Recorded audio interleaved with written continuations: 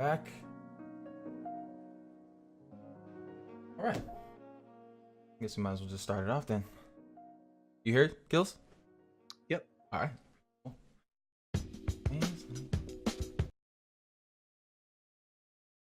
Alrighty, y'all. So doesn't look like there's anybody here, but it's okay. But I'll just start it off as any other regular intro. But yeah, hope everyone is doing well. Got my boy Gills here. I'm gonna be doing pretty much a co Canna talk today. And we're going to be seeing Gills' side of the cannabis industry, and he's had quite a background in it. And just within the short time that I've been talking to him, it's been great. It's been great just hearing his side. Yeah, how are you doing today, Gills? I'm good, man. How are you doing? Doing good. Thanks for Doing having good. me. Yeah, no, glad to have you on here, man. Glad to have you on here. Much appreciated, dude. And honestly, I mean, it makes it so much easier to talk to someone else while doing this Canna talk as well. So Yeah. yeah, glad to have you here, man. But yeah, I guess we won't even delay. So let's just start it off, dude. Yeah, let me hear your side. All right. So, Or yeah, I guess how you started. I guess we should just start from the beginning, right? Just start from y- as you were a kid. well, all right. So I want to talk about a couple of different things today, Okay. and I was obviously participating in your talk last week Mm, on autism and being on the spectrum and things like that, and right. that certainly kind of hits home. It's very personal for me. We Hmm. can sort of get into that a little bit later, but I just want to talk about how I am sort of even qualified to be having this discussion with you here today. Hmm. Um, I went to school in Vermont, and that was kind of my first exposure to the cannabis industry on more than just a local whatever scene. Okay. Um, and so I sort of got to actually see how grows and sort of a business or professional side of it happened at that level. And I realized that it wasn't all just kids in their bedroom, right? Uh, I Yep. I moved to Southern California, where the laws are obviously a little bit different there, and there was a medical scene there. Right. And professionally, I was in the insurance industry, specifically a type of insurance company that's basically owned by a small business and insures its own risks. And so I Okay. tried to originally put together an insurance program for these medical dispensaries. And there were certainly some issues that we had to overcome with that. Oh, I bet. After moving from California, I moved to Nevada, where I did have still in the insurance and the accounting industry. I did Hmm. have some of my clients there who were actually dispensary owners. Some of the labs, some of them were doctors that had the labs and things like that. Right. And just sort of seeing the licensing process that took place in Nevada was certainly unique. It typically involved two business professionals and then a former politician and a lot of money exchanged hands. Uh, and then in Colorado was my most recent exposure to it, where I actually, with a friend of mine, well, a small group of us, were out there trying to purchase some uh, distressed assets, if you will, some cannabis licenses Oh, okay. and things like that. So Right. I've sort of been involved in this industry on a professional level for about the past decade in various aspects of it, just from sort of servicing it from insurance aspect all the way up to mm, you know putting in offers and attempting to buy it. And uh, Hmm. I wouldn't say I've actually closed the door on it yet. I just live in a different state now. Right. And it's just not on the forefront of what it is I'm looking to do at the moment. I guess what is the biggest benefits you've gotten from this experience or the experience that you've had? Well, I guess the biggest benefit for me is understanding the profession on such a deep level, or a much deeper level than just sort of, hey, we've got this product and we need to grow it and sell it to. All of a sudden, it's like, no. Um, this industry was in the closet, it was in the darkness for so long that the people who really pushed it forward are so skilled, so technically polished, that there is so much advancement going on in this industry, and it Mm-hmm. was almost forced because of the fact that the government there wasn't like a regulatory climate that would sort of help sustain it and sort of bring it along and say, okay, here's where you have to meet these metrics along the way, just in terms of like the quality of product or the tracking of it. As I'm sure you're aware, from like seed to sale now is a lot of Oh yeah. like where these things have to go. And Mm-hmm. there's not a lot of industries out there that have no regulatory backing and had to sort of say, okay, from a completely private sector, how can we make this happen? I think there's some really, really brilliant people in the industry, but I also think that there's a lot of uneducated businessmen out there, and so I Oh think that yeah. it's kind of this weird it's this weird climate right now of brilliance and naivete, to say, kind Yeah. of, to put it Yes. in Yes. perspective, I guess is the best way I could say it. Yeah. Um, Yeah. No, I get you 100% because actually the one thing that I noticed too is that I was trying to actually make a cannabis POS system with me and mhm, some friends at one point, and we noticed that, especially with me being at two dispensaries already and using the two different POS systems, I could tell that these programs were made by people that weren't really in the cannabis industry. They're probably right, made by or outsourced some way, and then, you know, just kind of tweak some things to make it, cannabis friendly. But right. yeah, but yeah, I've noticed that I've noticed a lot of people looking from the outside in, uh, rather than from the inside out. Yeah. Um, s- um, yeah. So I guess what else did you have for me? I know you said you wanted to talk about your childhood. Yeah, Yeah, I'm absolutely. talking about some So other stuff.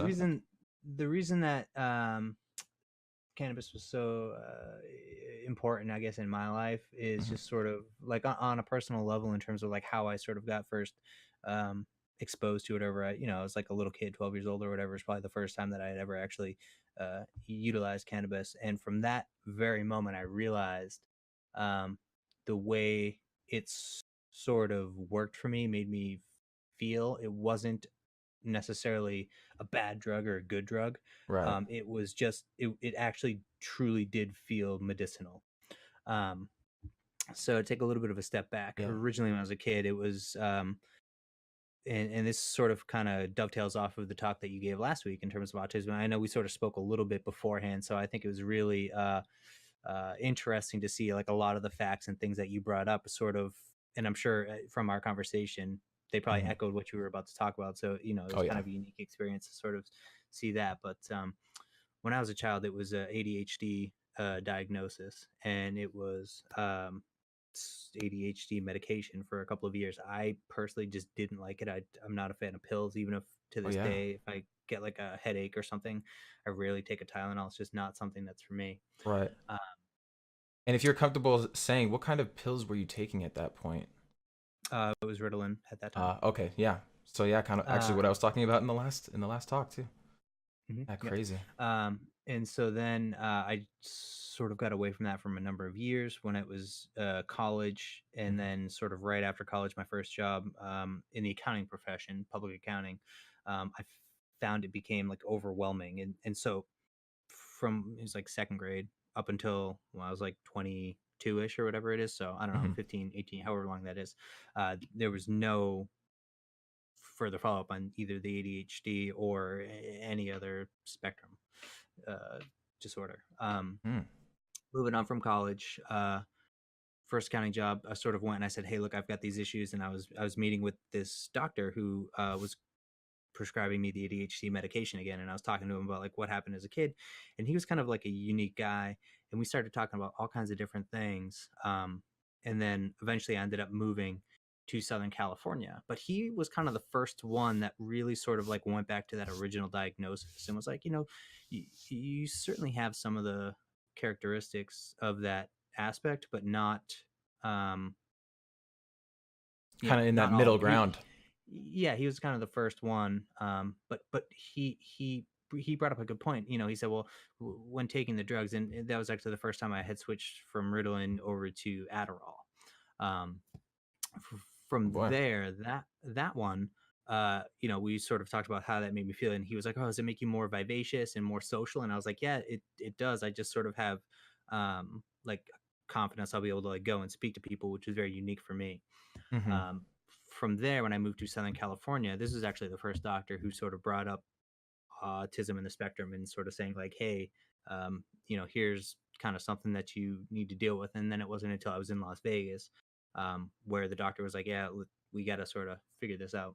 Um, so, I was basically 30-ish before I had a doctor say, hey, that original diagnosis you had probably needed to be tweaked for uh, some sort of a spectrum disorder. And obviously I'm higher up on it, but um, I could sort of talk about my specific symptoms and sort of the things that sort of affect me.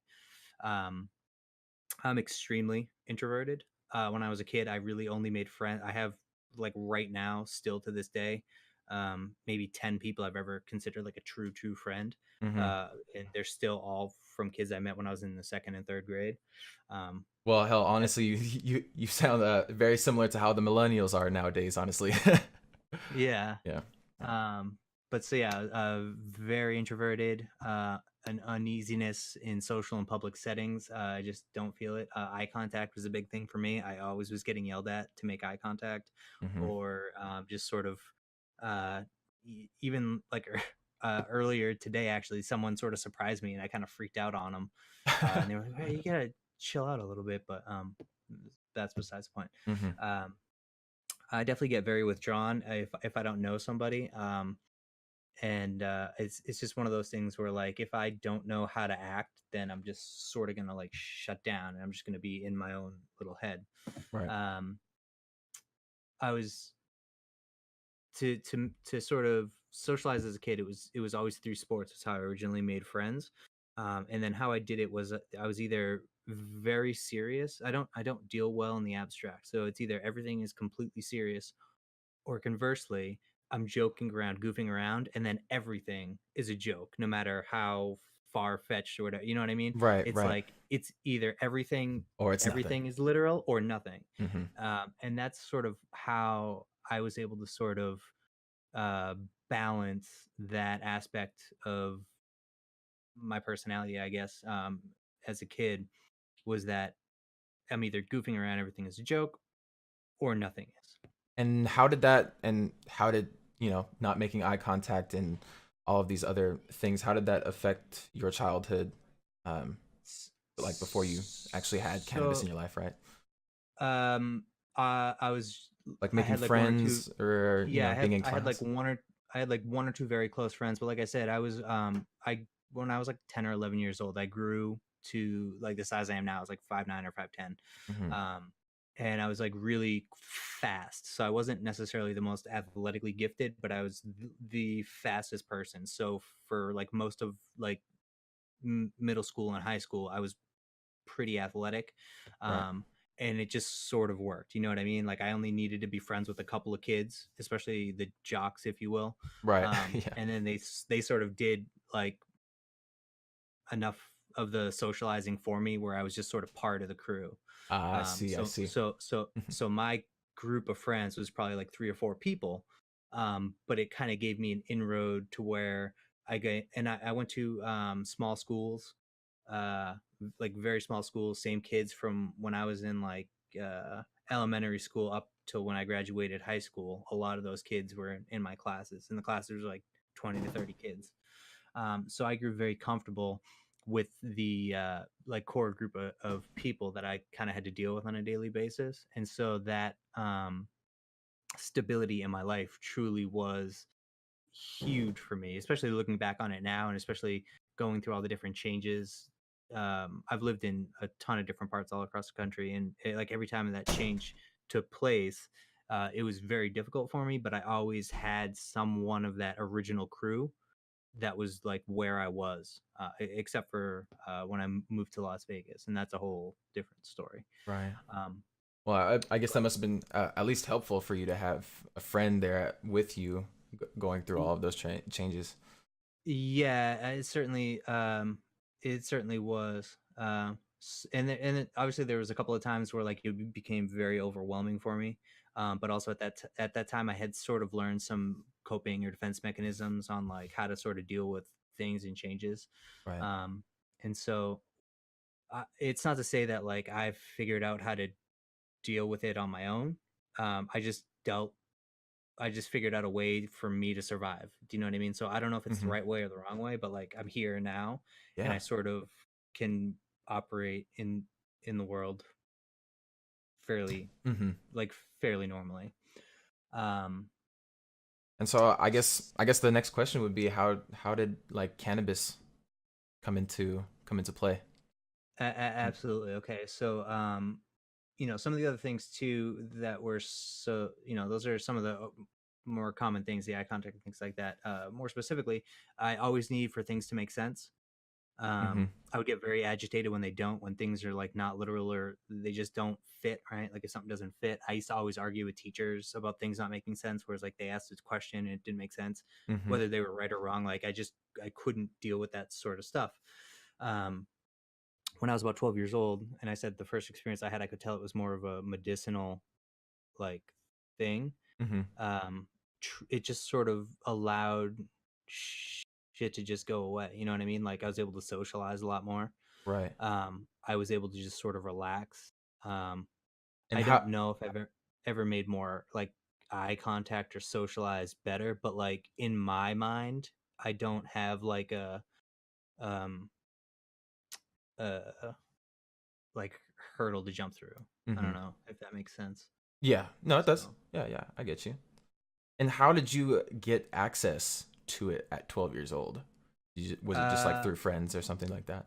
yeah, as a friend of a friend. Yep. Okay. Yeah. Yes. And it was just like smoking joints or something like that? Yeah. Yeah. Yeah. Oh, Yeah. interesting. Yeah. Um and so I guess seeing seeing it affect your life, I guess for the better, um Mhm. uh was that was that your basis on the reason on why you wanted to get into the industries because you've seen how much it helped you? I knew I knew what it did for me. Hmm. I knew that the laws themselves, and again, so this goes back to my sense of shit needs to make sense, right? So Exactly. if something is not for the better, and like I'm not like a white knight or I don't take up every cause I can, but like if something isn't right and it's clear that it isn't right, then something needs to be changed. You know what I mean? Exactly. And so in the case of cannabis and marijuana, I mean, hemp just became legal yesterday or whenever the hell it was, right? Right. Hmm. Um, and so, I mean, hopefully that's like the first like domino to fall for like a federal legalization. We'll see. I mean, Yeah. It's we'll see. it's a start. That's a start. I It's mean, it's something, but yeah. the simple fact that here it is 2018. I mean, we can go back to William Randolph Hearst and the whole Oh God. Yeah. like the reason that it is illegal in this Hmm. country. Yeah. Um, we could get into that, but I think it That suffice to would say that would be a whole different story within itself, that's a right whole there. that's a whole different stuff. Like 2018, hemp, industrialized Yeah. hemp, no THC in it, just a cousin Hmm. of cannabis. I mean, Yeah. it's genus or whatever it is. Uh, it just became legal here at the very end of 2018. Call it 2019. Um, And this is already is this is is already decades like down the road when they were talking about hemp even back then too. Yeah. is proof positive that the law needed to change. I mean, so Exactly. one of the things they say is that okay, well, there's no medical benefit to it. When I was in high school, I actually wrote when I was in high school and in college, I wrote huge papers on cannabis, and I actually had to defend my point. I got like a D on it because I wasn't able to cite scientific sources, and I was like, look, the fact is there aren't any. Like all we're ever going to have is anecdotal evidence because there is no federal testing, there's no federal funding, there's no federal testing. There's a whole like thing going on with this industry that's sort of putting up these huge roadblocks, these huge hurdles. Hmm. Um, so it's just a simple fact that a product that is a farming product, whether it was tobacco or wood or wool or whatever the case may be, just became legalized in the United States in 2018, is an egregious violation of our freedoms or whatever you want to call Yeah. it. I mean, look, it makes paper, makes clothing, all kinds of stuff. And so, Yeah, you could build a the house very out of hemp. sure you can do a million things. The very simple fact that that was so egregious to me that like here's a plant.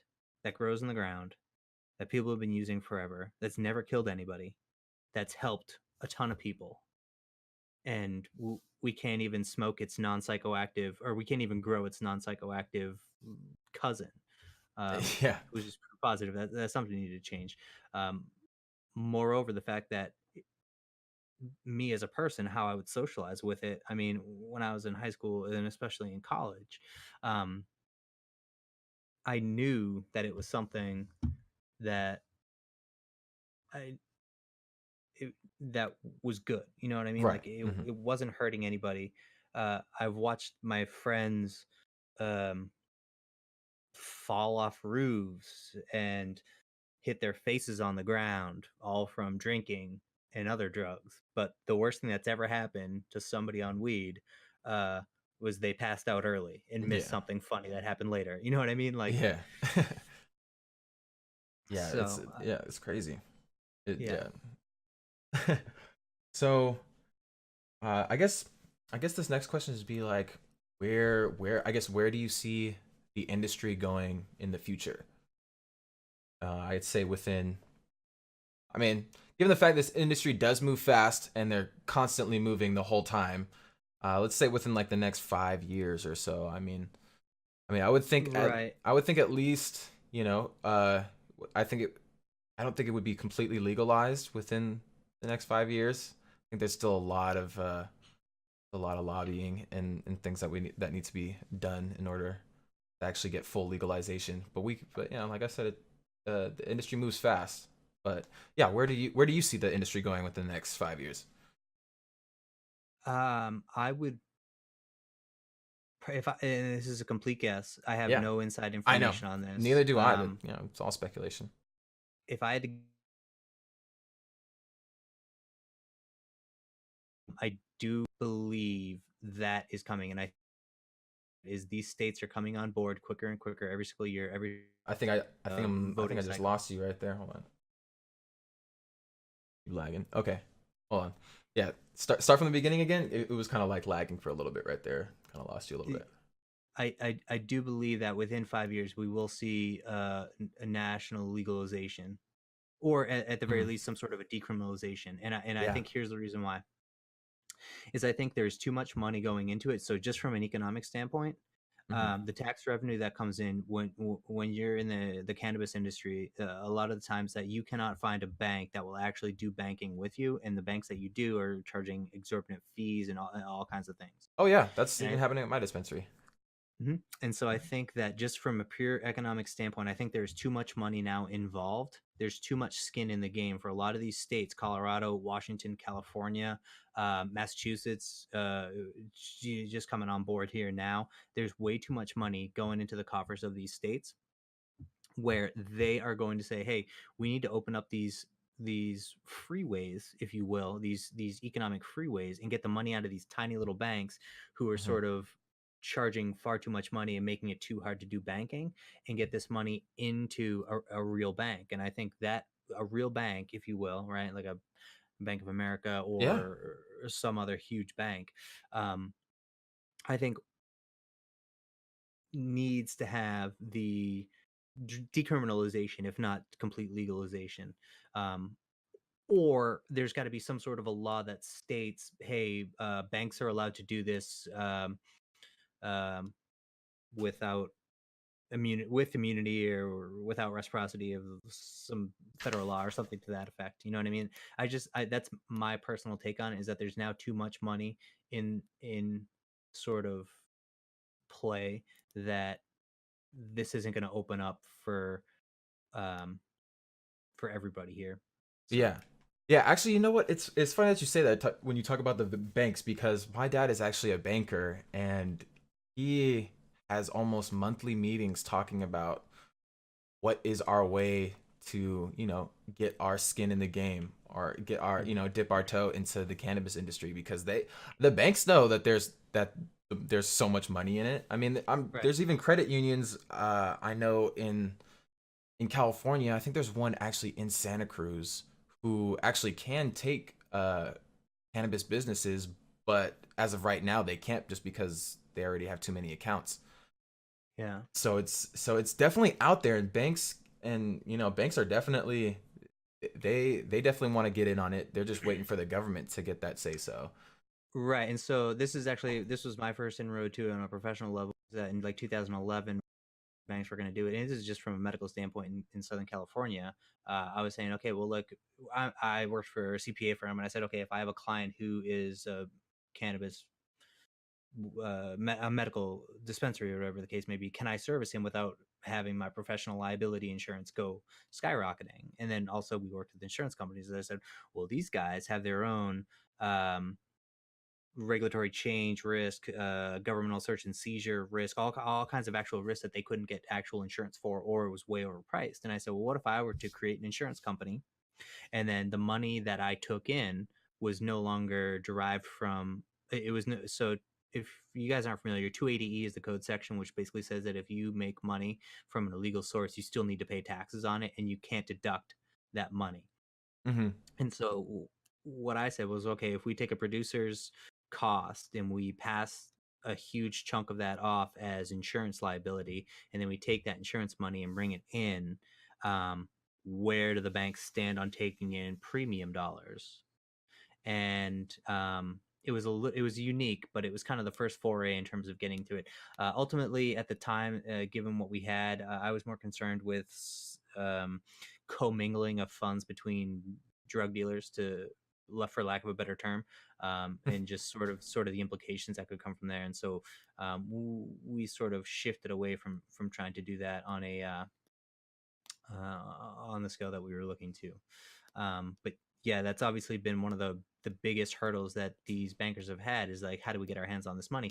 And conversely, how do we keep it out of Bitcoin, right? How do we keep it out of these cryptocurrencies, these decentralized currencies, where if we're going to be sitting here and circulating funds all across the world or whatever it is, and we can't get a piece of it and we can't track it, then how do we know what's truly going on? And you know, everybody wants to make money, and if your business is handling of money, then there's no way you're going to set hundreds of billions of dollars globally on an annual basis.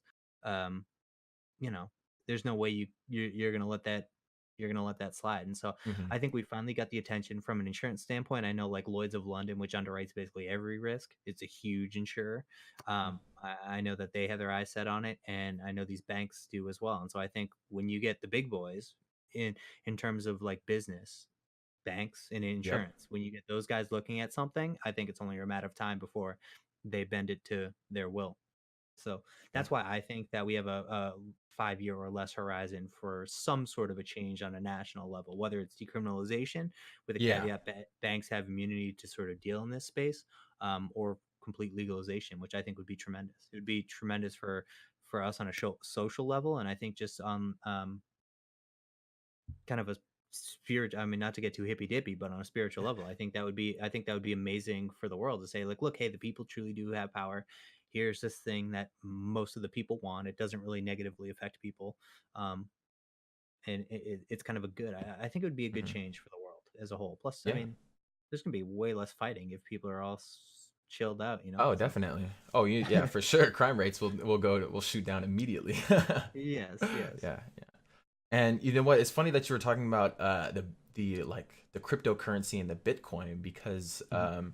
even I was while I was working at actually the current job I have now, just earlier in the year, I had this coworker who was actually looking to invest into what's I guess a full on company called Potcoin, Mhm. and it's basically a cannabis cryptocurrency. So it would just be another way for you to do a checkout when you get to a dispensary. And I just found that amazing, because like I find more and more companies making cryptocurrencies and stuff like that, and like just the fact that they are they just seem to pop up with these cryptocurrencies and expect it to be worth something, like Potcoin. And I mean, I was even there's even another cryptocurrency that they're making for a video game. And so I'm like, well, it just amazes. I don't know too much about cryptocurrencies, but I'm like, I don't know how how that's going to survive, or how cryptocurrencies, yeah, how they're even able to be a thing, really. Uh, Gotcha. I uh, just saw my stupid face pop up here. I think I just figured yep. out. Yeah, I was like, okay, Sorry about he's gonna be unloaded. sorry That's about that, fine. chat. I Yeah. apologize, guys. It's all good. um, yeah. um, So. but so going back to what you were saying about like decriminalization and legalization within this, hopefully the next 5 years. Now, Canada, how they legalized, Mhm. but I'm not too sure. Do you know like how, I guess, the whole purchasing of cannabis works in Canada? So apparently you have to buy it from the government, from what I'm hearing. Yeah, okay, I was not aware of that. I mean, so my take on it, and this may be a popular feeling with people or not. I know that just this again goes back to sort of my a lot of my decisions that I make. Everything is not based on emotion, Hmm. although I can get emotional. Um, it's based off of just logic, right? And so I think all drugs should be legalized. I think heroin, which is horrible, right? We're seeing the effects Oh of it all yeah. across the country. Meth, I think every single drug should be legalized. Um, and the reason is that there's Oh people yeah. who are a Let natural thousand selection do its thing. exactly. There's people who are 1,000 pounds and they mess their lives up with cheeseburgers and candy bars. And I think there's a small group of people who are going to mess their lives up on anything. Hmm. But I think the harm that it does, keeping it in the black market, unregulated, not untested for a lot of this stuff, I think does far more harm than good. I think that complete legalization of all drugs across the country has been proven in a place like Portugal, right? Is it Portugal? I I believe think it is, where I think all so. drugs are legalized. Yeah, and so there is a current roadmap for legalization and the effects that it's had on addiction, on overdosing, on things of that nature. In terms of what Canada is doing, I'm not up to date on who is selling it, where it's going, but if it's from the government, presumably they've nationalized cannabis. Yeah, yeah, honestly, I haven't done too much reading into it myself, but I just thought, so from what I've been hearing is that there are no dispensaries in Canada as of right now. And I also heard this from one of the patients that came into my shop because they're actually from Canada and they came to California just so they could go into a store and buy like cannabis rather than getting it. Interesting. Rather, I guess it's like a delivery service, almost like Amazon, where you'd have to, I guess, place an order with the government. I'm not too sure how that works, but then you would have a wait time and then they would just send you cannabis. And I mean, I hope that like with legalization here, it won't be like that. I mean, we already have a bunch of established dispensaries and stuff like that. I'm not too sure if Canada already had those dispensaries and then they all basically got shut down because the government took over, or what else like that. But yeah, we can only. Yeah, well, that would be interesting to see. I agree with you. I don't think it would be like that in the United States. I think the United States relies on private business far too much for it to try to nationalize something, and I think it's proven that nationalization um, of any industry, right? So the way I look at cannabis, it's a commodity, right? Oh yeah. And so in what other aspect has the United States tried to commoditize or tried to nationalize a commodity? Yeah, I don't know. I mean, Mhm. they've put in, and I don't want this to get to be a political discussion, but I mean, um, uh, there are aspects that the government is very good at, and there's Mhm. aspects that they're not so good at, and I Yeah. think staying out of trying to run a private business is probably best for all of us. I would assume, Yeah. especially at least in this case. I don't think the government is up to par. I don't think they're ready to take on this task. Yeah. Yeah. I think private business would be far better, and I would hope that when legalization does come, they are going to treat it like they would treat a coffee shop, like Starbucks or something to that effect, where hey, it's a commodity and there's probably a price for it, but at the end of the day, um, people are going to shop where they want to shop, and they're going to buy the product they want to buy, and at the price they want to pay. And who are we to stand in the way of a higher quality product, or whatever the case may be. As Hmm. that's my hope. So Okay. we'll see. Yeah. Yeah. Yeah. Well, yeah. Hopefully, when it does become legalized, we won't look at Canada and think the same thing. But yeah. But like you said, we've pretty much already established kind of a cannabis law and kind of a cannabis norm here in just within the states that have legalized. So I'm sure Mhm. that once the U.S. does finally get with it and they go full legalization, they'll just look at what the states have already done and kind of just copy and paste, yeah, those things, the laws and Yeah, regulations. Hopefully, at least, because I mean, here in California, it's the regulations right now are pretty messed up. yeah, I mean, as it is, they're trying to test for water activity in edibles, which I've asked not only my boss, I've asked I've even asked like other people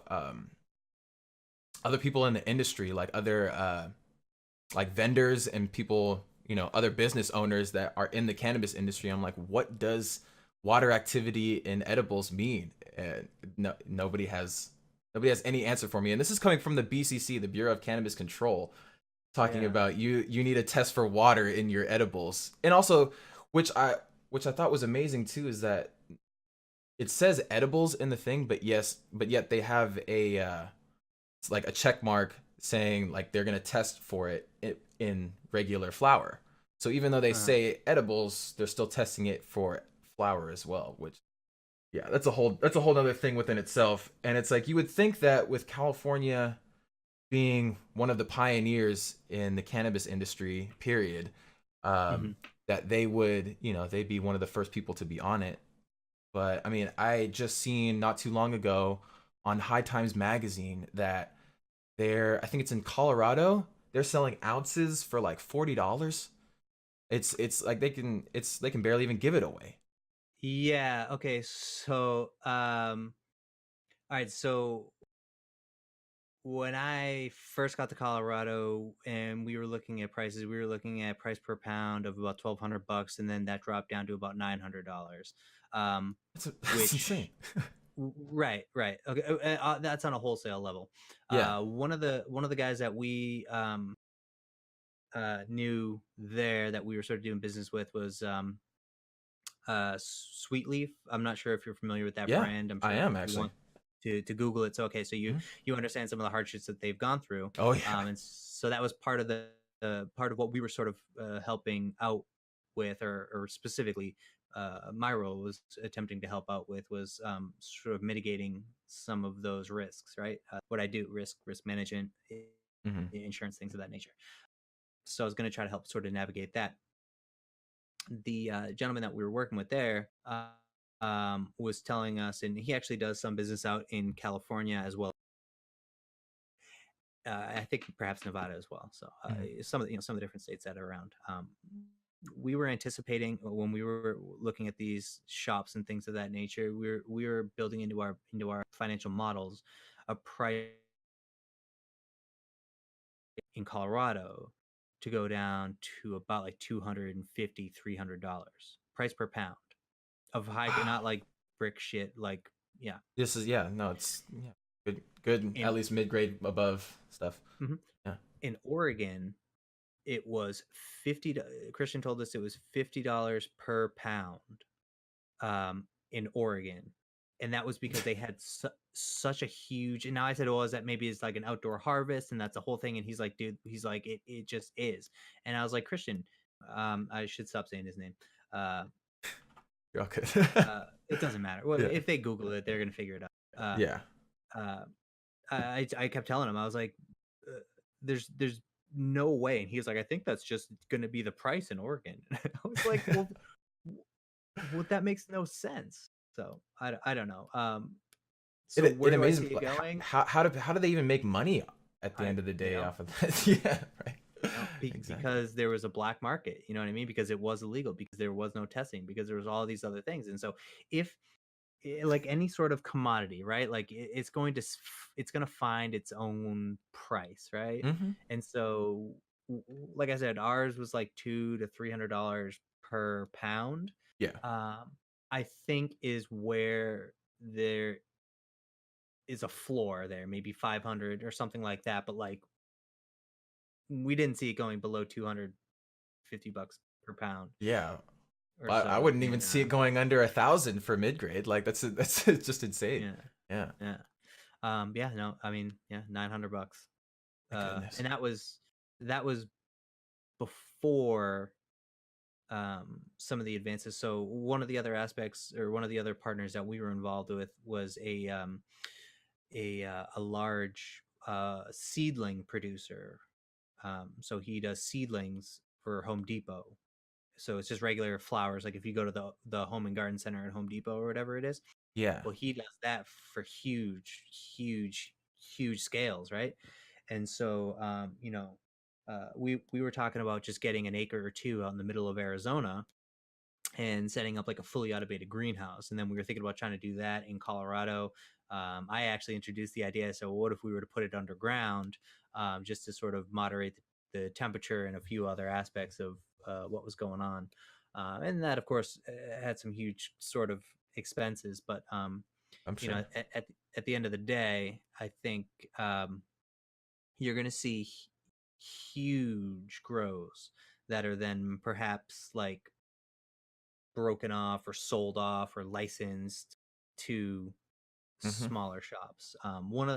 One of the shops when I was in Colorado, we were looking at retail locations as well as grow operations. I myself, as I'm sure you're aware, the 280E it hugely benefits producers and growers. Yep. Uh, so we were looking at like a 60,000 square foot grow in an industrial park in Denver. Um, and based off of the price of what it would do, is going to do about $18 million worth of revenue a year uh, at that level. And we had anticipated it going from 900 to 2 or to 3. I forget what the number was specifically, but a third, so 6 million.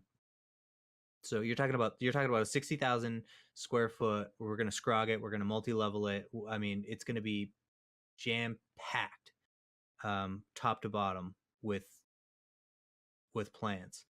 And we were hoping at the end of the day to make like $6 million, and that's like with $3 or $4 million like operating expense. Like we're hoping maybe, you know what I mean, Hmm. to break even on something like that. Because of course then we have to pay our taxes and we got to pay the whole bit. So um, it was a lot. It was a lot because of the note on that, the lease or whatever the case may be. I mean, a lot of times what happens in these industries is they say, okay, it's marijuana related. Well, in Colorado, the way it would work is the MED is a regulatory body there, and so the MED would basically say, okay, here's your license, go out and sell weed or grow weed, right? Hmm. But then you have to find a place that you can then apply that license to for your business. So a retail shop can't be within so many feet of a school or a liquor store or whatever the case may be. And so finding locations in Denver was very, very difficult. And so these places, as soon as it was approved by the MED as like a okay shop or Hmm. an okay address to conduct that business, they would just jack up the price. And so a lot of these places in Denver were just selling off their assets. And my take on it was, look, because these are unsophisticated business owners, because they're drug dealers from high school that were in the business at the right time and got a license to sell or whatever the case may be, are probably not aware that the actual value of their business is zero, but the value of their license might be $1 million. And then the value of that location, if we can get it rezoned or relocated, um, is going to be the difficult part. And so my group was attempting to go in and basically just buy up licenses. That was sort of our take on it. And that Mm. turned out to be that turned out to have its own problems. Um, and we I no longer live in the state of Colorado. Right. Obviously, for a few reasons, it just didn't work out. Yeah. But it's one of those industries where it truly is the wild west. Where like if you were to go into Nevada, it would be completely different. And I saw some of the form like the how some of those cannabis industries or cannabis businesses were formed. Some of my Hmm. clients were on the retail side, on the grow side, on the medical lab testing side, and I can tell you that in the state of Nevada, that's probably where Oh, think I just lost you.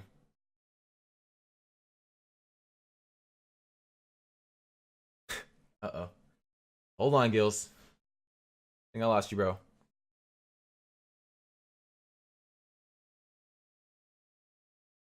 Uh-oh. Gills is stuck. I think I may need to here. Let me call you back. Call you back. We'll actually have to end it pretty soon too, so yeah. Video.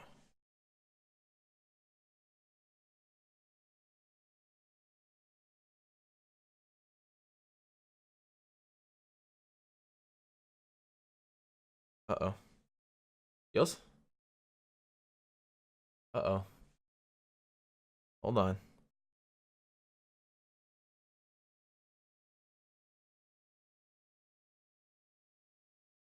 All right, let's do this one more time. Okay. That was weird. Hey, sorry about that. No, you're good. I lost you there. That was weird. Uh, how did I do that?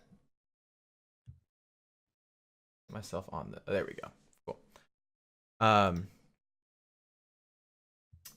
What were you? I'm sorry. What were you saying when you first? It's that I just think that like depending on which state you're in has its own sort of unique challenges and uh attractions, I guess, if you will. So like if I were in the state of Nice. Colorado, it would be production. It would be Right. a large scale grow up or something to that effect. If it was Nevada, it would be testing facilities, labs. If it was California, I would sort of ask you. I would say, what do you think the case may be? Because I think until so every state has its benefits, right? It has its like how you can grow it, and it has maybe the market. There's more people who want to buy it, or whatever the case may be. Oh yeah. Until it's nationally legalized, right? Where I could then grow product in Arizona, put it on my truck, drive it from Arizona to Colorado to North Dakota, right? Until I can cross state lines and not have it be a federal offense. You're gonna see That'll be the day. this like this weird juxtaposition with all these different states about like what to do. I don't know. I mean, it's unique, right? So it has its advantages and its disadvantages. Yeah. Yeah. I can agree with you more honestly, uh, and honestly, the one thing that I'd say that every state and the government needs is really that you know somebody that has been in the industry that knows how it's been, someone like you that's been in it for 12 years, uh but just someone with experience in the industry, in the government, to make these laws. Because I mean, the fact that it just goes back to that whole water activity thing. I mean, I feel like that law was made by somebody that had no idea what cannabis was, or like Hmm. they've never heard of cannabis, or have never tried it before in their lives. Some Absolutely, so absolutely. This yeah. is a great point. So in the state of Colorado, there was a reporter who went to a dispensary, and this was like early on when it was either still medical or just become legalized. She bought a gummy or something, and it was like 500, or maybe it was even only 100 milligram, and she lost her shit because she had never done weed before. Yep. And then they said, okay, well, 100 milligrams is too strong, so now only things you can buy in Colorado are 10 milligrams. Well, if you use cannabis and you can't smoke it, but you use it for chronic pain or you use it for whatever the case may be, 10 milligrams is not going to do shit. So you're going to have to eat a Yeah. thousand cookies to get your medication, right? Mm-hmm. But what happened was a lawmaker said, okay, here is a person, a single event, right? A isolated, independent, unique experience that one person had, but then they legislated the entire state's like population of cannabis users, from the high school kid who's trying to get high to the 50-year-old guy with chronic pain who can barely move and Mm-hmm. doesn't want to smoke it, and the tinctures don't work, and for whatever reason edibles work best for him. And I don't think we really talked about the difference in consuming methods, but when Oh you yeah. consume an edible, it's THCA, Mm-hmm. um, or it turns into um oh my god, I can't believe I'm blanking on it. Well, it goes from like I think it's THCV to THC, or THC, or I guess eh, THCA to THC.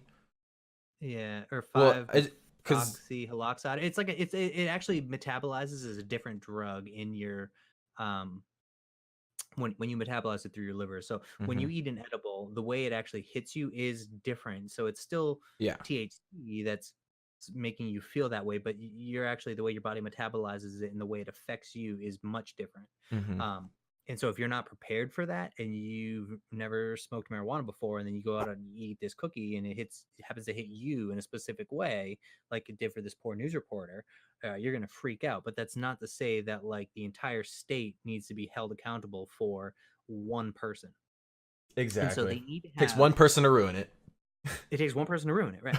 And so what they do is they and I couldn't agree with you more, is they need to have somebody in office who says, look, yeah, like I've been in this industry, I'm an attorney, right, I'm a CPA, I'm a doctor, I'm a whatever it is, but I went to college in the 70s or the 80s or the 90s, and I've experimented with marijuana, and I understand sort of how it affects you. And yeah, okay, so maybe 10 milligrams is far too small, and maybe 1,000 is far too big, but 100, 500, 250, like at the end of the day, these sort of like moving targets, um, they they can't be so regimented where like, hey, we heard this thing, or my cousin's brother's girlfriend once had this thing happen, so now this is how it works. It's like, no, like, let's get some experience.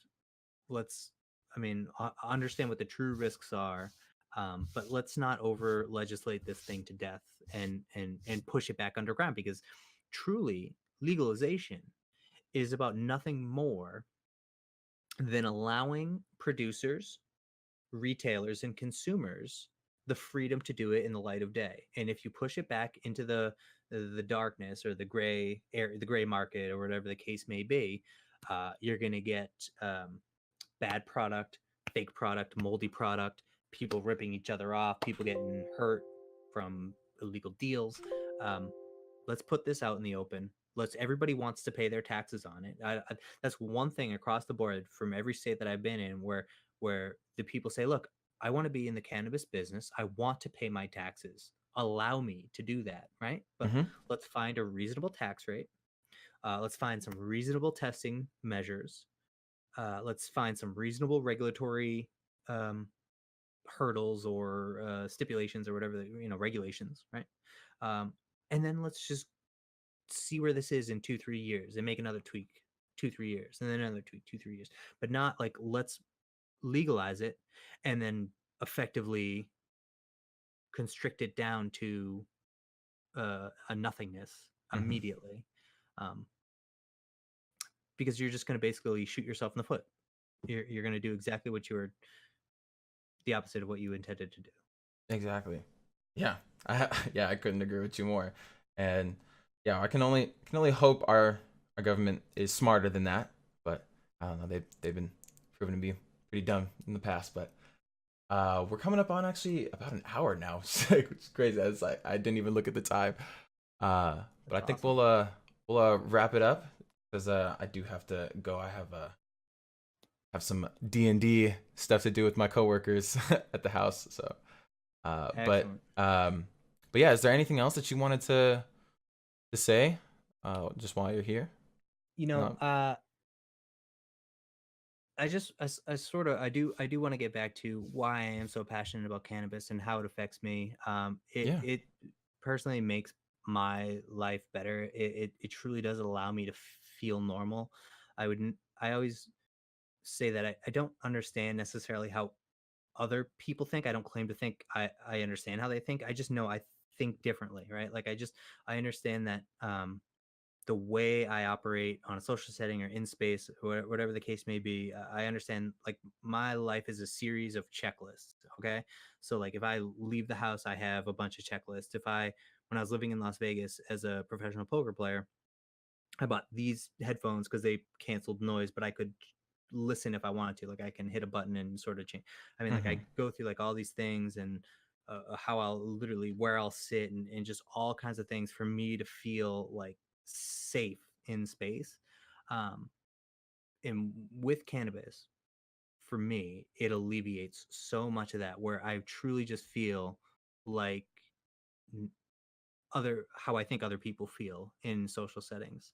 Um, and that's just me. In terms of people with cancer, chronic pain, all of these things where we think cannabis may be one of the greatest medicinal like achievements or unlocking some huge medicinal benefits for these folks. Mhm.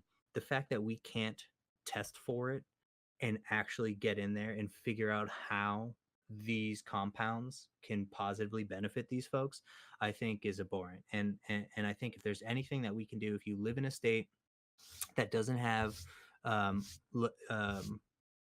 marijuana legislation, like legalization, whatever the case may be, reach out. I've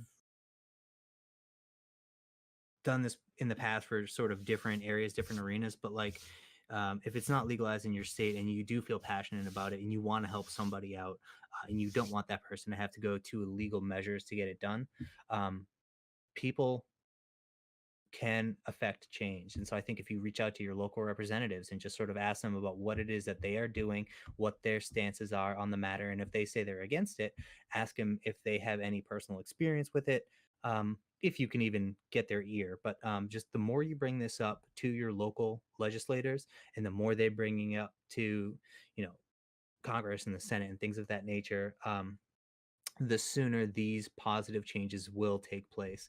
And then the the government will have more money to affect positive change in other areas, and it truly will be a benefit. Um, that's my only take. Is it's so positively affected my life, and I'm not even the person who needs it the most. And so for those Mhm. folks who truly do need it, it would be an absolute lifesaver, literal lifesaver for a Yeah. lot of these folks. Yeah.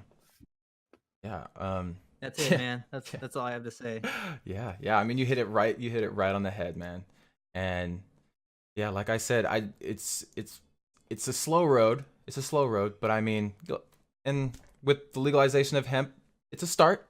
It's a start. It's something. It's it's something. Yeah. Yeah. So I And mean, that's going to be very interesting to see how the hemp production takes place because that's going to have yeah. a big effect on what it's going to do like when it's not just industrialized hemp. That's I'm very interested to see like if Mm-hmm. that $50 per pound is all of a sudden achievable because um you know carrier or some huge manufacturing like whatever somebody makes some huge machine that does who knows I don't know Yeah. you know Oh no, the changes possibilities happen are endless now. changes happen quickly so we'll see what happens but Yeah. it's going to be exciting to see. Yeah. And I guarantee there's gonna be a bunch of hemp businesses popping up. A bunch of like probably some hemp. What is it? Hemp construction businesses, something like that. That'll Yeah, be interesting. absolutely. Hempcrete and all that stuff. Yeah, Yep. that's very cool stuff. Yeah. Yeah. But yeah, thank you, Gills. Thank you for coming on here, and I'll definitely have you on here again for sure because this was a lot of Eric, fun. thank you. Yeah, it was a lot of fun, man. I really appreciate it. As you can tell, I'm passionate about it, and I'm very grateful to be able to talk about it. And I'll happily come back anytime you'd like me to. Great, great. Thank you so much, man. Yeah. Cool. Yeah. I All guess right, we'll. man. Yeah. All right. I guess we'll bring it to a close, man. All right. You have a good one. Bye. Deuces. Alrighty, guys. That was the cannabis talk with Gills, and that was a great talk. That was probably one of the best ones I've ever had, even with just us here. But it was it was definitely a great talk, and I appreciate you again, Gills, and for sure I'll have you back on here again because I think two is always better than one, you know. And having your conversation in there and having your insight definitely boosted up the morale of the conversation a little bit too. I want to thank you guys all for coming. Anyone that stopped by or lurked around, it was a good time. And yeah, I hope y'all have a great day. Doses.